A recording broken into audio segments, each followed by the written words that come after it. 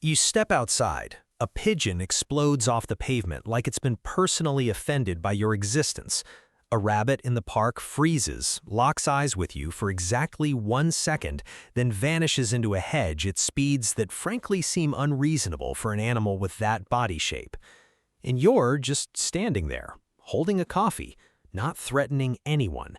So what is actually going on? Why do animals, creatures with claws, venom, speed, camouflage, and in some cases the ability to detach their own body parts, treat you, a soft, slow primate who needs GPS to navigate a new neighborhood, like you were the most dangerous thing they have ever encountered? The answer is not what you think, and once you understand it, every spooked bird, every bolting deer, every panicking rabbit starts to make complete and uncomfortable sense. Here's something that should make you feel slightly strange.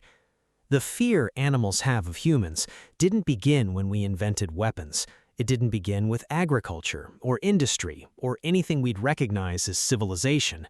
It began millions of years ago, baked into animal DNA through a process so slow and so relentless that the animals alive today are essentially preloaded with human threat data from ancestors who never even saw a city.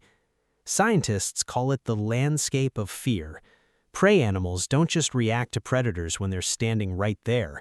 They organize their entire lives around the statistical probability of a predator being nearby.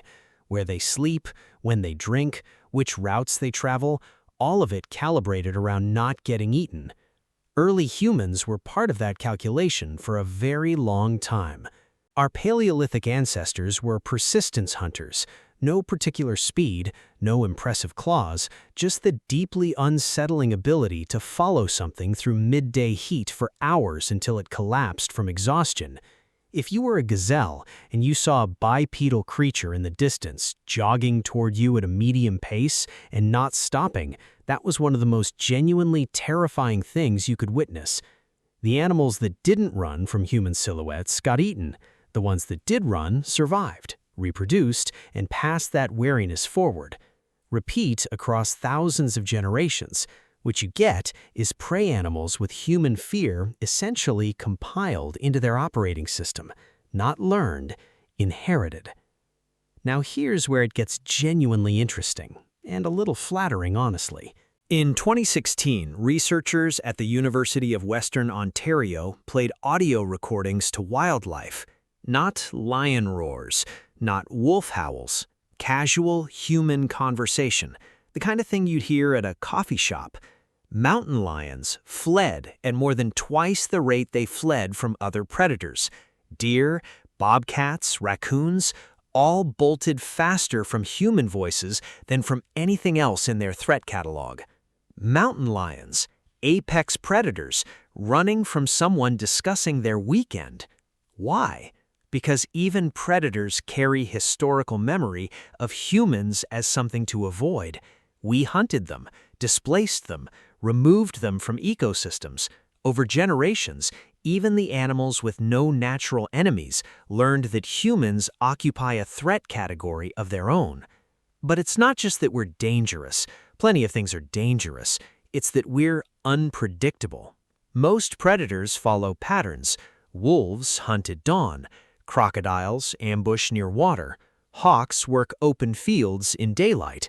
Prey animals have spent millions of years learning those patterns, and knowing the pattern is what keeps them alive. Humans have no pattern.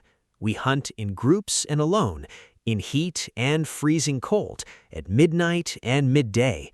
We use fire, traps, poison, wire, and drones. We hunt things we eat and things we don't eat, things that are dangerous and things that are completely harmless. We have hunted on every continent, in every climate, across every available hour of the day. From an animal's perspective, we are a variable with no solution, and when you cannot solve a variable, the only rational response is maximum avoidance at all times. But you've definitely seen animals that are not scared of us at all.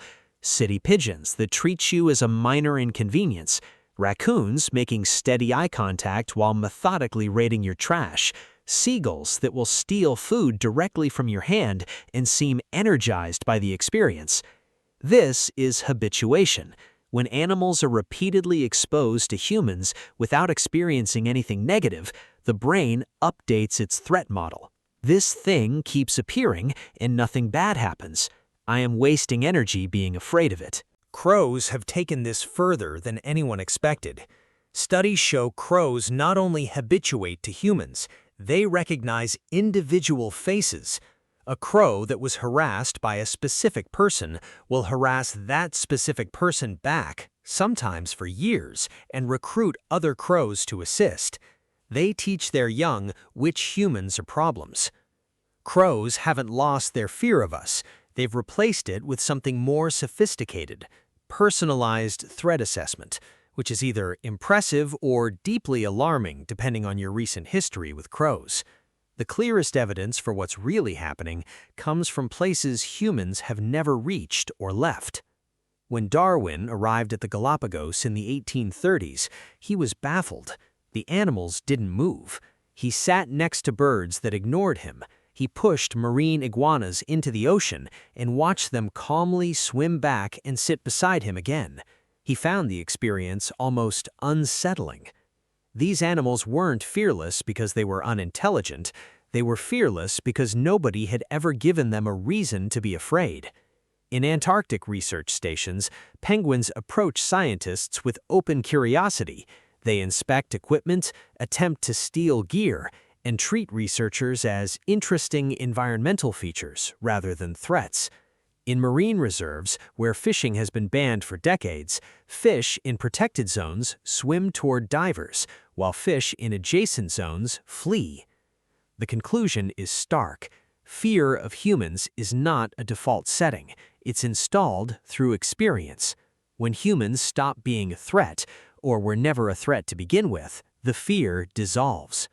Here's the part that gets genuinely uncomfortable. Animals that are scared of us are making a statistically correct assessment. Humans have driven hundreds of species to extinction. We've transformed or destroyed more than half of all natural habitat on Earth.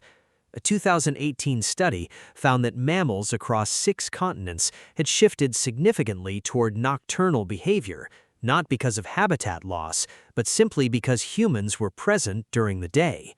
We changed when animals decide to be awake, not through hunting, through existing. And here's the cruel irony. Because animals fear us, they hide. They become nocturnal. They vacate areas where we're present. We go into nature and see less and less, and interpret the silence as health. The fear makes the damage invisible. It makes it easier to not notice what we're doing. But here's the thing about fear that's installed through experience. It can be uninstalled the same way. Mountain gorilla programs in Rwanda have documented groups that went from fleeing rangers on site to tolerating human observers. Within just a few years of careful, consistent, non-threatening contact, rewilded areas where hunting and disturbance have been removed show animals gradually recovering daytime activity, returning to open spaces, relaxing the tight hypervigilance that constant threat produces. The landscape of fear is not permanent. It's a reflection of behavior, and behavior can change. The squirrel staging its crisis on your lawn is running an accurate survival program refined across hundreds of thousands of years. It doesn't know you're just eating a granola bar and appreciating the outdoors. But the same intelligence that made us the most dangerous thing on this planet, the adaptability, the creativity, the sheer persistence, is also what allows us to choose otherwise. The animals in places where humans are reliably not a threat don't run. They live in the open, in daylight, without dedicating enormous energy to constant vigilance. That version of the world exists. The only variable left is whether we're interesting enough to earn it.